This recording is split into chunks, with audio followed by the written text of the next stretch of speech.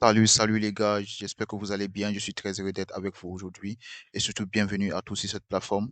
Voilà, c'est la seule plateforme où on parle de football mondial. Ici, on fait les débriefs et l'actualité football. Si vous cherchez un endroit où vous allez vous divertir, où vous pouvez dire ce que vous voulez en matière de football, voilà, vous êtes la bienvenue sur cette plateforme. Voilà, cette semaine était une semaine tellement chaude que j'étais obligé de revenir sur ces événements de cette semaine. En l'occurrence, le match de Paris Saint-Germain contre Manchester City. Voilà, le parc de presse était bourré à craquer. Les supporters parisiens étaient venus supporter leur équipe. Voilà, même le prince de l'Arabie Saoudite était présent. C'était une affaire de principauté, les gars. Il a préféré regarder le match de Paris Saint-Germain que de regarder le match de Cristiano Ronaldo, le vendeur de slip, les gars.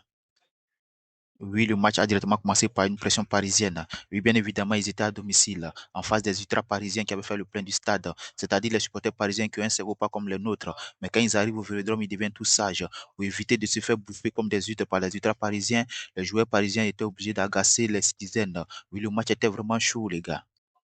La pression parisienne était tellement forte qu'à quelques minutes de la fin de la première période, Hakimi, l'international marocain, celui-là même qui a fait un mariage légal avec, je ne sais, sa mère ou sa sœur, dans le but de préserver ses biens contre les sociétés européennes, avait déjà ouvert le score. Mais malheureusement, ce but a été refusé après le check-in de la VAR. Mais les Parisiens ont gardé le même rythme jusqu'à la fin de cette période.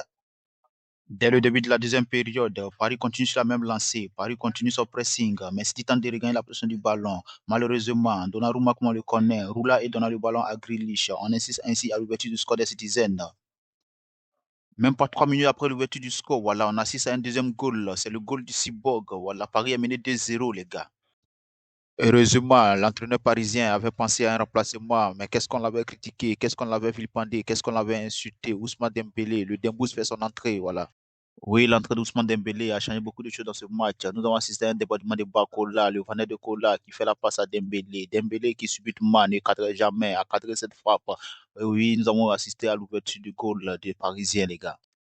Et la surprise ne s'arrête pas là. Dans un cafouillage, sur une frappe de Désiré Doué, sur la barre traversale, Bakola, le Vanet de Kola, toujours dans la surface de réparation, prend le ballon et remet tranquillement dans les filets. Et voilà le deuxième but des Parisiens, les gars. Nous étions maintenant à 2 buts partout. Le match ne s'est pas arrêté là. Oui, les Parisiens ont encore marqué, mais les événements étaient très émouvants. Mais si vous voulez la suite, faites-moi savoir dans les commentaires.